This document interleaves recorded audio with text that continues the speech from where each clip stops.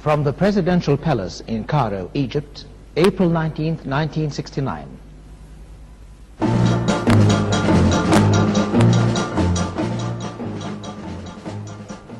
National Educational Television and the New York Times presents News in Perspective. Special edition, President Gamal Abdel Nasser, in a conversation with Clifton Daniel.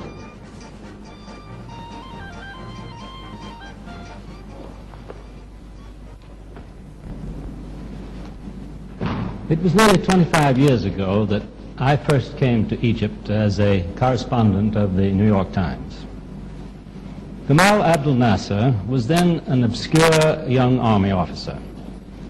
Now, still only 52 years old, he is president of the country, the United Arab Republic, and has been president for 15 eventful years. We are his guests tonight in the presidential palace. Since I left Cairo in 1947, 22 years ago, much has changed in this part of the world, and many things have changed for the better. But one thing has not changed: the bitter antagonism between the ancient Arab states and the newcomer in their midst, the State of Israel. 3 times the Arabs and Israelis have gone to war: in 1948, in 1956, and 1967. Now, efforts are being made by the United Nations and jointly by the United States, Britain, France, and the Soviet Union to make peace between the Arabs and the Israelis, to make peace before they take up arms again. Must there be a 4th round in the war? Can the peace efforts succeed? To answer these and other questions, we turn to the most important and most influential man in the Arab world, President Nasser himself, appearing on foreign television for the first time since the 1967 war. President Nasser, King Hussein of Jordan said in a speech in Washington recently that he was speaking with your personal authority when he offered Israel a 6-point settlement of the 1967 war. Do you wish to add to or elaborate upon the King's statement? Well, it was said by the news agencies and the press that in the press club in New York, King Hussein said these points. It was said that this was a new project for peaceful settlement between the Arabs and the Israelis. Well, I don't think that there is a new project for a settlement. There is only one project. This is the United Nations Security Council resolution of 1967. Of course, King Hussein and I have agreed about the implementation of this resolution. So there is nothing new. There is no new plan. Well, I think I agree with you that King Hussein's points were precisely the same ones that you gave to Newsweek in February in a conversation like this one. And they are based, I believe, clearly on the resolution of the United Nations. King Hussein was more specific, it seems, on only one point. That is the point, I think, that attracted the greatest interest in the United States. He said, or implied, that Israel would get freedom of navigation through the Suez Canal in any settlement of the war. Is that, in your view, a correct interpretation of the 1967 resolution and of your own 6 points? Well, of course, according to the United Nations resolution, there are 2 main points. The first point was about the complete withdrawal of the Israeli armed forces from the occupied Arab territories. The second main point was the non-belligerency by all nations in the area, then the right of each country to live in peace, then the integrity of the countries in the Middle East. This was the main first point. The second main point was about the freedom of navigation on the water passages, then solving the refugee problem according to the United Nations and must be just solution, and the third point was about demilitarized zones and something like that. So there was nothing in the resolution specifically about the Suez Canal, but it is a package deal. You know, if Israel agrees about the implementation of all the points of the resolution, well, so they will have free passage in the Suez Canal.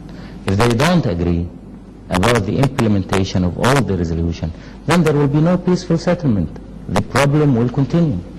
Let me be sure I am understanding your point now. The United Nations resolution referred to, I think, freedom of navigation on international waterways. Do you consider that the Suez Canal is an international waterway and should be free to all nations, assuming, as you say, that a peaceful settlement was reached with Israel? Yes. The Israelis, in case of a peaceful settlement with the Arab governments, would then be on the same footing as all other nations when it came to using the Suez Canal. You know, the problem between the Arabs and the Israeli is a problem going on for 20 years. I think many people in your country don't follow the reasons of the continuation of this problem for a long time. I was talking now just to the audience and speaking about the war of 1948. Well, there was a war in 1948. Some people under the Israeli propaganda accuse us of beginning this war, which is not true. I saw that in many of the newspapers and magazines in the United States. In 1948, well, there was the partition. There was the Palestinian state and the Jewish state. Before naming the Jewish state, this was decided in the United Nations. And on 15th of May, Britain decided to leave Palestine. Before the 15th of May, 1948, the Israelis attacked the Palestinian state. They occupied Jaffa, they occupied Akka, they occupied many territories of the so-called Palestinian state, which was really said by the United Nations. Well, this was the reason of the first war. The Arabs went on, of course, to secure the Palestinians and to help the Arabs in the Palestine state. What happened after that? There was the armistice agreement. But also there were United Nations resolutions by that time, after the war and during the war, that the refugees, the Palestinians who were expelled out of their country, return back and have compensation about the damages. Israel refused to implement this resolution. Then there was a resolution for a conciliation committee, and the Israelis agreed and the Arabs agreed to attend this conciliation committee. This was on 49. And we went there. The committee was formed from the United States, France, and Turkey. And still the committee until now in the United Nations. But after the first meeting, the Israelis refused to talk about the rehabilitation of the Arabs or the return of the Palestinians. This was the reason. We were insisting about the rights of the Arabs of Palestinians according to the United Nations resolutions. The Israeli refused, and that's why the problem continued for 20 years. From that time, the Suez Canal question continued also. Israel was not permitted to use the Suez Canal until they implement the United Nations resolution. They refused to implement the United Nations resolution. And so they were not permitted to use the Suez Canal until today. So the question is connected together. How do you think that a settlement, you say that if a satisfactory settlement were reached with Israel, then they could be given a normal place in the life of the Middle East, is I think what you're saying. How do you propose that the settlement should be reached? What would you say of the Yaring mission, the mission of Dr. Gunnar Yaring, the United Nations envoy? Is that the way to go about it, or should there be negotiations with Israel or an exchange of declarations? What is your view of the way the settlement should be approached?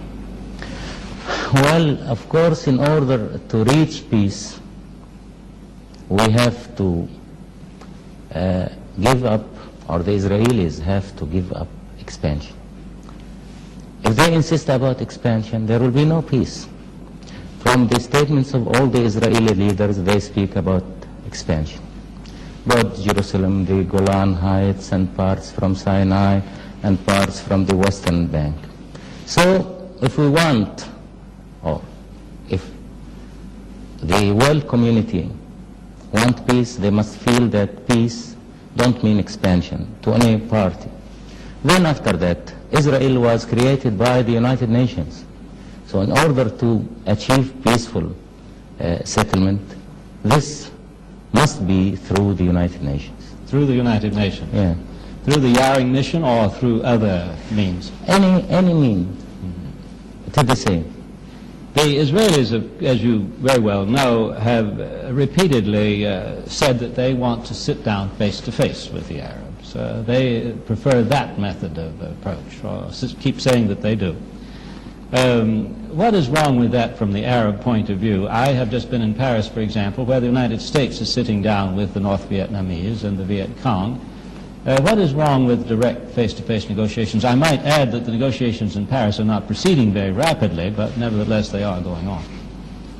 Well, of course, the question is different from the meetings of Paris. Now there is a nation, country with their armed forces occupying big part of the Arab territories, Sinai, the Western Bank of Jordan, the Golan Heights in Syria. So if we sit with them on a table to negotiate terms for peace, we'll be sitting on a table of capitulation. We'll be in the strong situation. And, well, they'll ask, either we accept their terms, they will be in a position to dictate, or they will not leave the occupied territories. And, well, that's what they say today. They say today, either the Arabs do so and so and so, or will not evacuate the occupied territories. So, as I said, Israel was created by the United Nations. The United Nations was responsible about all these developments in this area, about all these troubles in this area. So we think better to have the peaceful settlement through the United Nations. Well, U Thant, the Secretary General of the United Nations, has just said in the past few days, as you know, that there has been no perceptible progress through the Yaring mission, and that he doesn't think that Dr. Yaring will wish to continue for another year and a half to make efforts at a settlement. Meanwhile, the big four powers are continuing to meet, at least on the level of ambassadors. They seem also not to have accomplished a great deal, but they are continuing to meet. Do you have do you have any hopes from the four-power meetings? Do you support their effort and encourage it? Well, we have to ask and we have to know why U Thant have said that there was no progress in Yaring mission. Well, the Israelis refused to implement the United Nations resolution. They refused to answer. They insisted only about one question in their talks with Yaring, that the Arabs have to come and sit with us, and after that we are ready to say our points of view. But on the other hand, the statements of the leaders of Israel are mainly concentrating on the point of view of expansion. They want to take the Arab land and add it to the Israeli land. Well, about the four powers meeting, this is a step which is going now from the beginning of this month for 15 days. Well, we have to wait and see how the four powers will come to end these talks. Are you being informed regularly about the four-power negotiations? Well, I'm not informed, but I know what's going on. Oh, I see. You have your means. Yes. Good. Do you feel that a four-power guarantee of any settlement reached with Israel would be desirable? Do you want such a guarantee, or do you feel the need of such a guarantee? Well, I think if there is a guarantee to the settlement, we prefer to have this guarantee through the Security Council. The four powers are members in the Security Council. Would you, when you say a guarantee by the United Nations, would you envision then a restoration of some kind of United Nations force in this area? Well, of course, these are details. If we have United Nations forces in this area, these forces have to be according to our consent and according to the Israelis' consent. And we think that these United Nations forces have to be astride the borders. And, well, if there is peace really, if the Israelis agree to solve the two main problems, and the first main problem is the land, that is not to keep the occupied territory, and the second main problem is the people, the Palestinians. If they agree to give the Palestinians their rights according to the United Nations resolution, there will be no trouble in this area. There will be peace. So there will be no need to the international forces or any other means. You alluded there indirectly to something that might be of interest, and that is, you said that the United Nations force would have to be here by the agreement of the Arabs and the Israelis, and that they should be along the borders. I believe that this implies that you would not consider the demilitarization of the Sinai Desert, which is the largest part of Egyptian territory now occupied by the Israelis. Is that correct interpretation? One said anything about the demilitarization of Sinai Desert. This was said by some of the Israeli leaders or military people. But if we agree about the demilitarization of Sinai, well, that we will be giving the Israelis opportunity to be in Cairo within 12 hours. Because if they move from the borders through open Sinai, one will not be feeling at all security. And if there is peace, why we agree about demilitarization of Sinai? If the Israelis ask about the demilitarization of Sinai, this means that they don't want peace or they don't intend peace. Can you envision a situation where the United Nations might simply supervise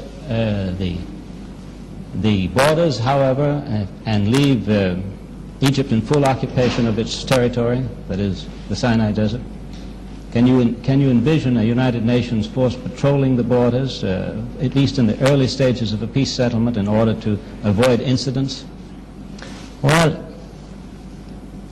I think these are details to be discussed to achieve the peaceful solution. You know, in 1956, the recommendation of the United Nations was to have a police force, international police force, in the Israeli side and in the Egyptian side.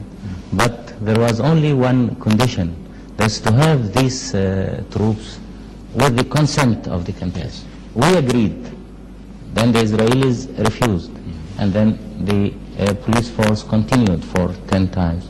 When we asked the withdrawal of the police force, well, there were protests from the Israelis that we asked the withdrawal of the police force, but they refused to say, or people forgot to remember that they refused 10 years ago, or more than 10 years ago, to have police force there. By having the police force on either sides, this will give security to everyone. If they don't consent to have the police force, there will be police force on our side. If we withdraw the police force, there will be police force on the other side of the borders. I see. The question comes down then to this point, it seems to me. what measures would you take to provide the secure borders that is mentioned in the United Nations resolution? What measures would be taken? Simply the signing of a peace treaty, or the signing of a peace agreement, or a declaration of peace between the powers? Or would you take any measures at all to... Well, there are many measures, but the most important one is peace. If there is a solution about the territory, about the withdrawal of the Israelis from all the occupied territory, and if there is also solution to the Palestinians' problem, and implement the United Nations resolution according to their rights in their homeland, well, there will be no problems after that. There will be no reasons for tension. You've mentioned several times, and other spokesmen of the Arab cause have mentioned frequently, the plight of the Palestinian Arab refugees. You seem to place great stress on that. That is, the plight of the people who've been displaced from the territory that is now Israeli or Israeli occupied. Is there, do you consider that their right to repatriation or compensation is an absolute prerequisite for peace? In other words, if the Israelis would not agree to repatriate these people, allow them to return to their former homes, or to compensate them to allow them to settle elsewhere, a peace agreement would be impossible. Is that the Arab view? Well, as I told you at the beginning, why this problem have been going on for 20 years. After 48, we accepted to go to Lausanne and to attend there with the Israelis and meet through the conciliation committee in order to solve the problem of the refugees according to the United Nations resolution. The United Nations resolution said that they have to return back and be compensated to their homeland from where they were expelled during the war. Then the Israelis refused to implement that. And that's why the problem is going on for 20 years, mainly. The Israelis say, I believe, that they consider this an international problem, and that they are prepared to make their contribution to the resettlement of refugees. Would that be sufficient in your view, or must the Palestinian Arabs have the absolute right to return to their homes if they wish to? You know, when the Israelis say that this is international problem, that this means that they refuse to implement the United Nations resolutions. And they were refusing to implement the United Nations resolutions from 48 until now. And I want to say that the treatment of the Palestinians and expelling them from their homeland, from Palestine, was the main reason, I'm stressing that again, for the continuation of this problem for 20 years. I feel that the people abroad don't understand why we continue without reaching peace or without reaching settlement. Many people, especially in the United States, put the blame on us, really forgetting completely what happened on 48, forgetting the 1 million refugees who were getting expelled by the Israelis from Palestine, while we have here 1 million people. United Nations said by that time, the United Nations who said that there will be Israel, decided the creation of Israel, said that those refugees have to return back. The Israelis refused. So if we don't solve the problem of the personnel, the people, the Palestinians, there will be no peace. Is it realistic to expect, however, that Israel, which wishes to be and has constituted itself as predominantly a Jewish state, would accept a very large number of Arabs back into their territory? Well, why not?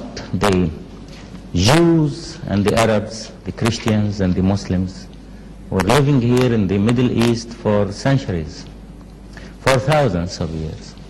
The Jews were living here in Egypt, and they are living here in Egypt, in spite of the propaganda which was used against us in your country, that we don't treat the Jews well. You can go all over the country and you can see the Jews.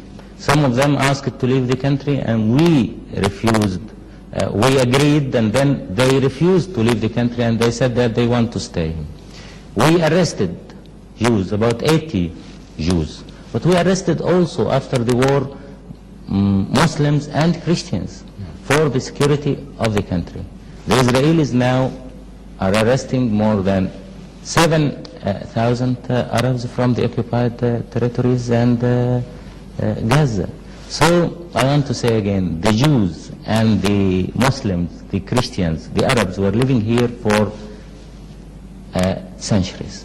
As a matter of information, how many members of the Jewish community in Egypt are left now? How many are still remaining? We have here about 5,000 Jews. About 5,000? Yeah. And how many, you say, under detention now? 80? About 80, yes. There were more than that, but some have been released. Yes. So I want to complete my explanation. We are living together, and there was no hatred. We said that it is well known, but I think some people have forgotten that we and Jews are cousins. Moses was born here in Egypt. We were always living in very good conditions. So why the Muslims and Christians, the Arabs and the Jews don't live together? Let me turn to a question now, if I may, of Arab unity. I believe I am correct in saying that only the United Arab Republic and Jordan have endorsed the United Nations resolution of 1967. Is that correct? The other Arab states have not lent their support to it. Lebanon, I think. Lebanon has. Yeah. Does this mean a disunity among the Arabs in their approach to the Israeli problem, or is there some other explanation of this? Well, of course, it is not a question of unity or disunity. It is a question of points of view. Everyone has his own point of view according to such a sensitive question like this question. Then it seems to me that it might be impossible, granting the position of Syria, which has refused to enter into any kind of discussions at all on this matter, that a settlement might have to be reached between one or two of the Arab states and Israel. Is that conceivable to you? Is there any objection to that from your point of view? That agreement might be reached, for example, by Jordan with Israel separately, or by the United Arab Republic with Israel separately? You know, if we agree about solving or settlement this question between Egypt and Israel alone, this means the continuation of the occupation of the Arab territory in western bank of Jordan and the Golan Heights. Then when we speak about the withdrawal of the Israeli armed forces from the occupied territory, we mean the occupied Egyptian and Jordanian and Syrian territory. So if they only withdraw from one country and continue on the other countries, there will be no solution or settlement. And that is clearly not satisfactory to you. Yes, yes, of course, there must be a complete evacuation from all the Arab territories. We have often heard it said, and how true it is I don't know, I want to ask you, that no Arab leader, no Arab government could actually sit down at a table and negotiate with Israel and sign an agreement. Is that really the case? Well, I want to tell you something. On 1949, on February, well, we sat with the Israelis on a table, and there was a representative of the United Nations, Punch, and we agreed about arms. We know about the arms agreement of 49. What happened after that? The Israelis refused to implement the arms agreement, and they said this agreement is dead. These are the Israeli agreements, and that's why we insist about the United Nations agreement on securing any settlement. I believe that I'm interpreting you correctly when I say that, let me first state Israel's position in this matter, and let and I'd like to hear yours. Israel holds, I believe I'm correct in saying, that in order to establish the secure and recognized boundaries that are provided for in the United Nations resolution, that there need to be some adjustments in the borders in various places in what was formerly Palestine. Are the Arab states, or you personally, prepared to see any such adjustments? I'm speaking now of border adjustments, not of large areas of territory. Are you prepared to agree to such adjustments or not? Well, if you remember the Security Council resolution, it was said about secure and recognized boundaries, not for Israel, but for all countries. Now Israel is trying to give the impression that secure and recognized boundaries is only for Israel. So we have to reach agreement about secure and recognized boundaries in connection with the Israeli interests. But in the Security Council it was not mentioning the Israelis, it was mentioning all the areas. Then let me say something for you. Our borders were here for years and years, centuries. So how anybody could ask me to agree to give him adjustments in these borders, or on other way, give him parts from our territory. Let's put the shoe on the other foot for a moment. Is there any territory you want from Israel? From our borders, we don't want any territory. Specifically, I think the American public would like to know is whether the Arab states could agree to the continued Israeli control of East Jerusalem, the old city of Jerusalem. I know what King Hussein has said about that. I believe you may have said the same thing, but I'd like to hear it. Well, I said to you at the beginning, we have to speak either about peace or expansion. By what you said, the control, I say occupation of the old city of Jerusalem, this is expansion. No Arab or Muslim could agree about that. Have you considered what is said to be a United States proposal? I don't know that it's an official proposal, that the city of Jerusalem might remain unified under Israeli administration, but that there would be a special status there for Jordan or the Arab states generally. Has any such proposition been made to you? Have you heard of such a proposal? This was in the American working paper. It was in the American working paper?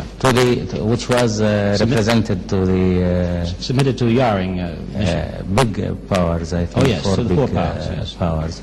But, you know, when you speak about unifying a city like Jerusalem, really unifying something like that needs self-determination by the people.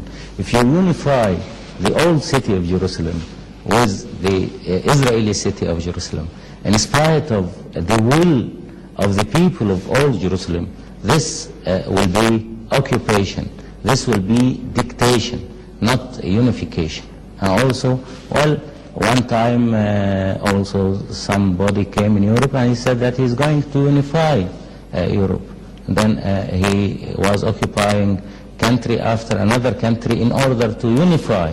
He unified Austria with his country, and then he unified also Czechoslovakia. But you said about that by that time that this is not unification, this is occupation.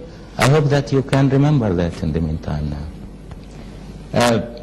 If a peace settlement were reached with Israel, what would happen to the Arab commando groups that are now operating against the Israeli occupation forces? These groups, Al-Fatah and the others, I think, have said that they would not support the 1967 resolution of the United Nations. Would they be disbanded? Would they disappear? What, in your opinion, would happen to them? Well, first of all, we have to say something about these groups. These groups are formed from the Palestinians who were expelled out of their country by 1948. Those groups are composed of the Palestinians. Those in 1967, the rest of their country was occupied.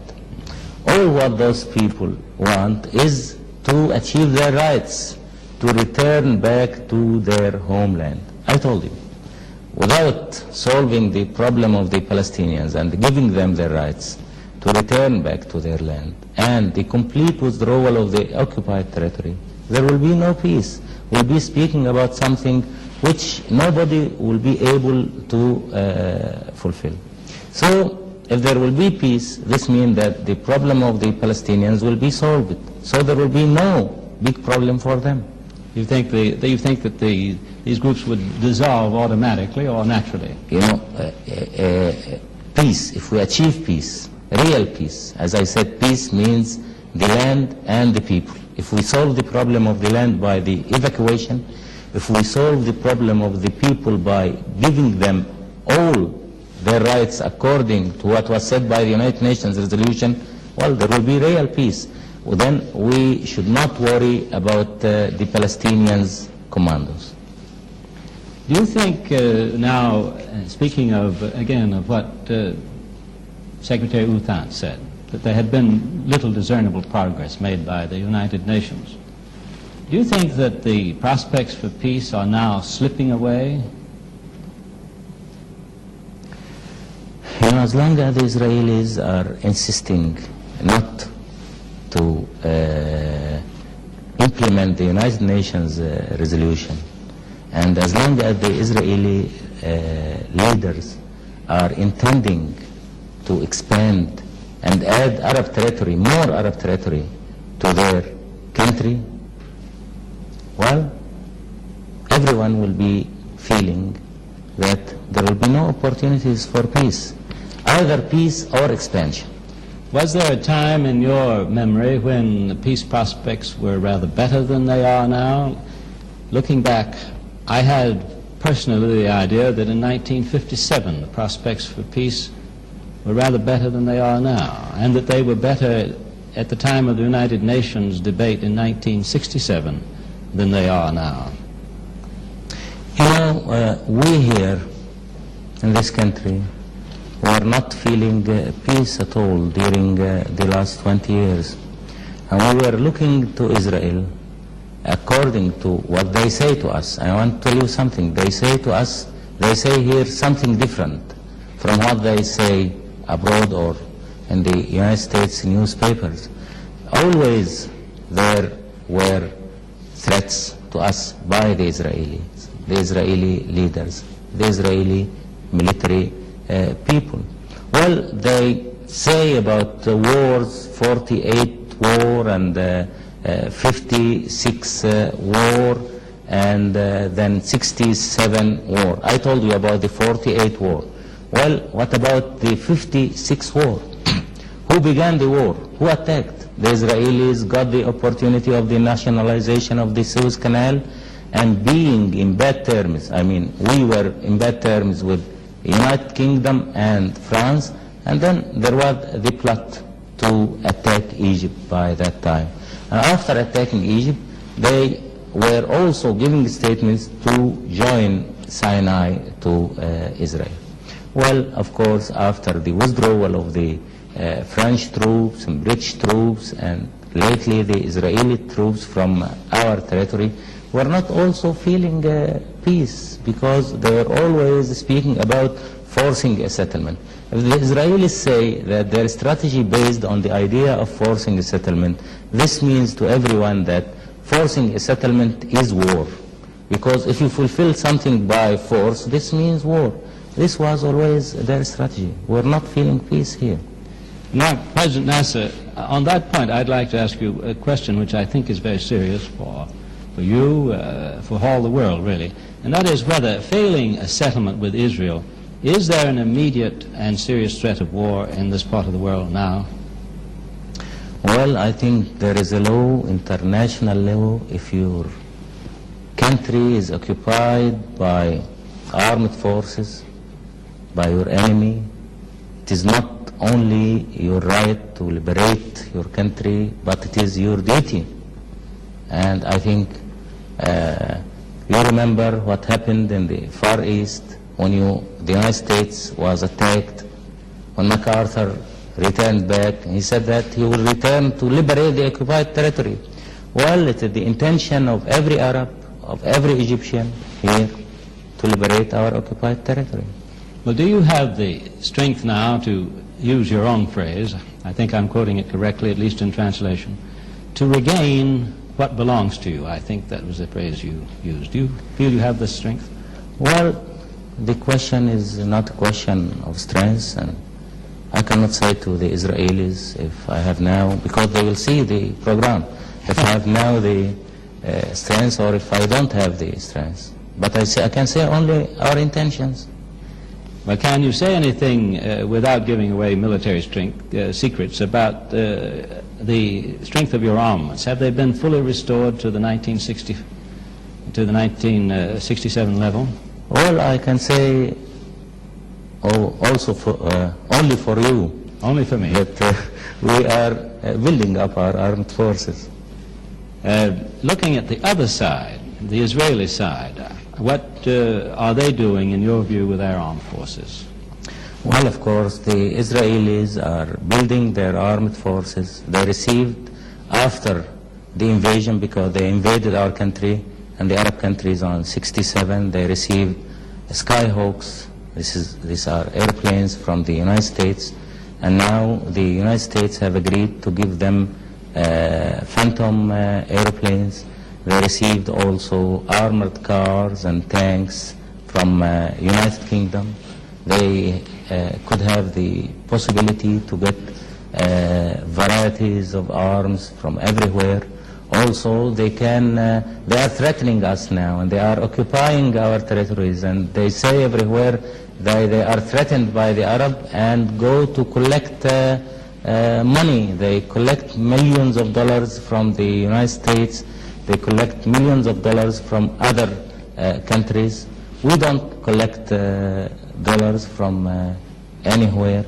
And by dollars, of course, they can get arms, and also by these dollars they can face the economic situation, because, of course, they can have mobilization. Also, we have mobilization. So they are in better conditions.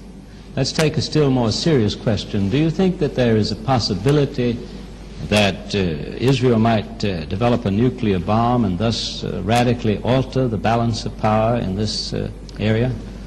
Well, about this question, of course, if they develop atomic bombs, we also could develop atomic bombs. We have our technicians, and they can do that, but it's expensive, of course. It's very, very expensive. But if they got it, we'll get it. But I want to say something. We signed the non-proliferation treaty, and they refused to sign it. Of course, in this treaty there are assurances by the United States and the Soviet Union that all countries who sign this treaty must have security against any atomic threat. You would, in that case, count on support from the Soviet Union and the United States if you were threatened with an atomic bomb. And also, we have to try to work in the same field as the Israelis. For several days now, there's been heavy shelling between the Egyptian and Israeli positions on the opposite sides of the Suez Canal. From your point of view, from the Egyptian point of view, what is the aim and purpose of these bombardments? What is causing all of this shooting? You know, from the first beginning after the occupation, the Israelis were in a better situation than us, because the Israelis were on the eastern side of the canal, facing two big cities with the population of about 600,000. These cities are the cities of Suez and Ismailia, and some other small cities on the western side of the Suez Canal.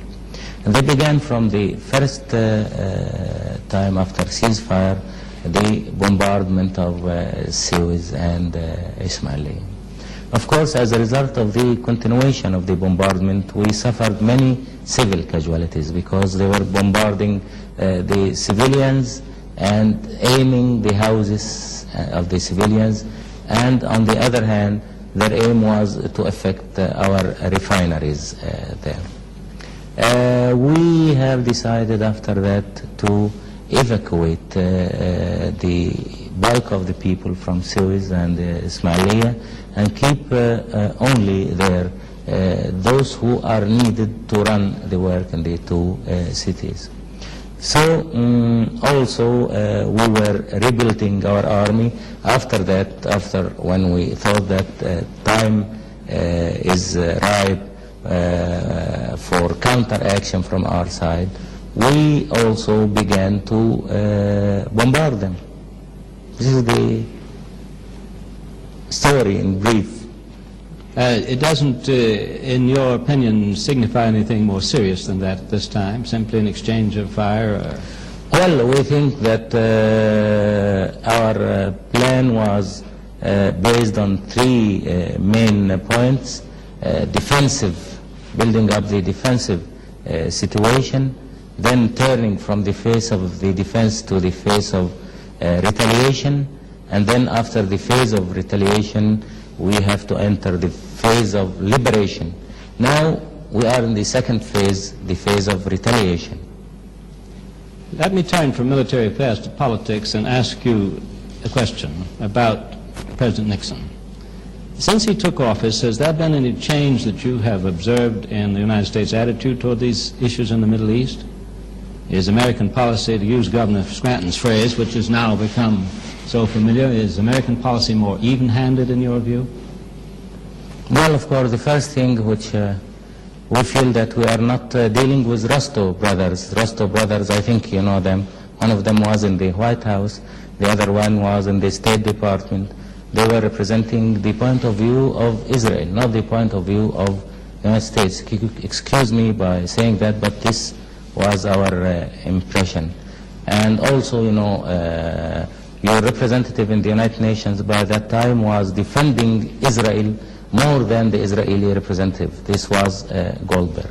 After leaving their posts, of course, they are now giving statements which are clearly let one know that they support 100% the point of view of Israel. Now, well, we don't have the Rostov brothers, we don't have Goldberg. There is a new administration, and new people dealing with the question, but just beginning. Do you think this is an appropriate time for you to reestablish diplomatic relations with the United States? Well, I want to tell you something. Of course, we like to have diplomatic relations with the United States. But of course, in order to have these diplomatic relations with the United States, there should be a change, of course. Until now, there was no change in the policy of the United States. All what we want from the United States to be fair and to be just in dealing with this problem. We don't want the United States policy to be in our side. We don't want the United States policy to support us against the Israelis, but we want the United States policy to be just in dealing with the problems. We want even-handed, as it was said when Governor Scranton visited us before January.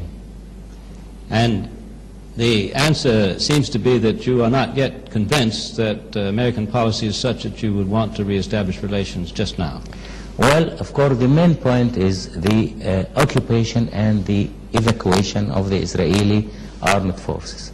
Of course, in order to establish relations, there must be a clear situation by the United States. And it is a question which is affecting our internal policy, because we will say to our people, we will resume the relations because of so and so. So we wait for that to happen. Do you think then that the United States is in position to require the Israelis to withdraw? We hope so. Well, are you encouraged then by the interest that the United States is taking in the four-power talks, by its willingness to participate in these talks, even though I think the Israelis are somewhat opposed to American participation? It would seem so from their statements. Well, I want to say something. When Yaring was appointed, it was clear to everybody that he will continue for more than a year and a half, and he continued for more than 1 year and a half without reaching any solution. Well, let us hope that the four-power talk don't continue for 2 or 3 or 4 years. The Conciliation Committee, which was appointed by the United Nations on 49, is still alive until now without any result. Something what happened in the past about the Israeli-Arab problems was that committees, meetings, discussions begin, but they don't come to an end. Turning to another aspect of foreign policy, your critics, as you are well aware, say that the Soviet Union, through military and economic aid to this country, now dominates the United Arab Republic, and that you've in effect given Moscow a strategic foothold in the Mediterranean. What is your observation on that criticism?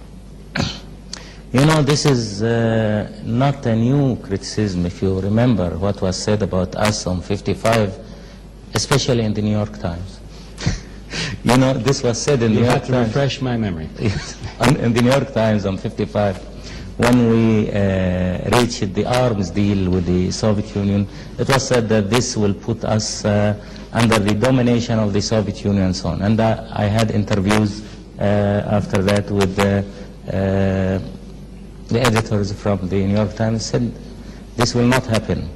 Then when we reached agreement with the Soviet Union about building the high dam after the withdrawal of the offer of financing the high dam by the United States, it was said also in the newspapers, including the New York Times, that will be under the influence of the Soviet Union.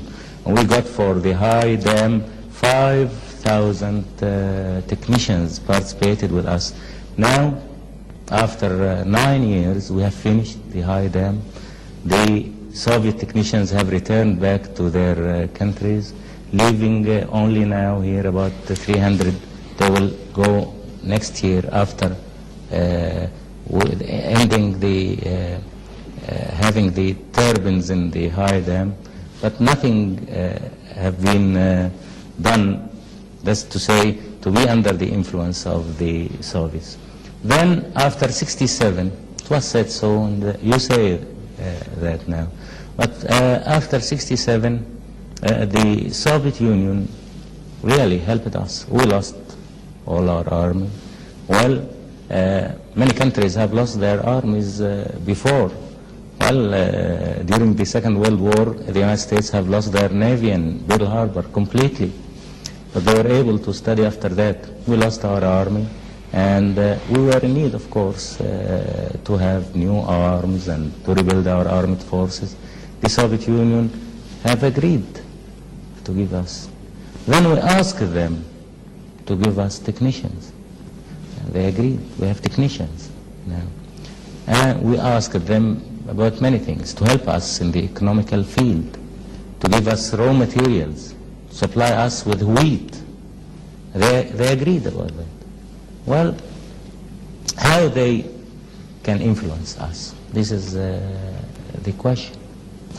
And about what you said about having food, strategic food in the Mediterranean. Well, the Soviets are there, the Soviets were there, and the Soviets will be there. Soviet Union is a big power. And a big power for the first time, I suppose, in history in the Mediterranean. Well, they were very clever to be a big power in the Mediterranean in order not to have the Mediterranean only for one country. And I want to tell you something. The Israelis said that they get assurances from President Johnson that the Sixth Fleet is ready for their help if they need it. This was said by the leaders of Israel. Well, before we end this conversation, President Nasser, I think we should take advantage of what is really a rare opportunity for you and a rare opportunity particularly for our audience, an opportunity for you to address to the American people, personally and directly, any message you like. What would you like to tell the American people that I haven't asked you about? Well, I think that I have to say to the American people that they have to understand us, the Arabs, and not to listen to the hostile propaganda which is concentrated against the Arabs and against us, especially in the United States. And the Israelis are very, very influential and very clever in that field. I want to say also to the United States people that the Arab people have great appreciation to the United States people, and while the Arab people are friendly people and they want to have the opportunities for good and better relations between the two peoples, there is no direct conflict between the United States and the Arabs. The only reason for conflict between the United States and the Arabs is the Israelis and the United States taking the sides of Israel. We want the United States and United States people to be even-handed in this problem. One final question, a brief one. I've asked you about your country's military strength. What about its economic strength today? Great or small? Our Growing? country. Your country, its Yes. economic strength. It is growing. This year we are fulfilling growth of production of 6.5%. In spite of the difficult position in which we face, we are building steel mills. We are now building steel mill, a new steel mill, and the production will be 1 million tons in addition to our steel mills which we have. We are building a strip mill. I will open it on the 1st of May. The investment of it is 70 million pounds. We are progressing in all fields. We are, in spite of that, going on in our plan of industrialization, all our plans, and we're having opportunities of work for everyone. We don't have unemployment. We are building schools. We are going on in the development of our country, and we are going on in our plan to raise the standard of living, double the national income every 10 years. Well, as they say in Washington, thank you, Mr. President, and goodbye from Cairo. Not all, thank you.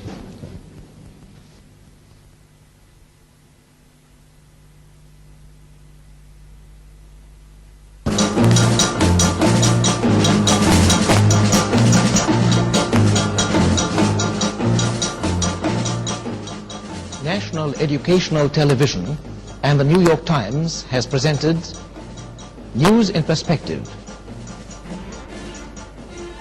Special edition President Gamal Nasser with Clifton Daniel.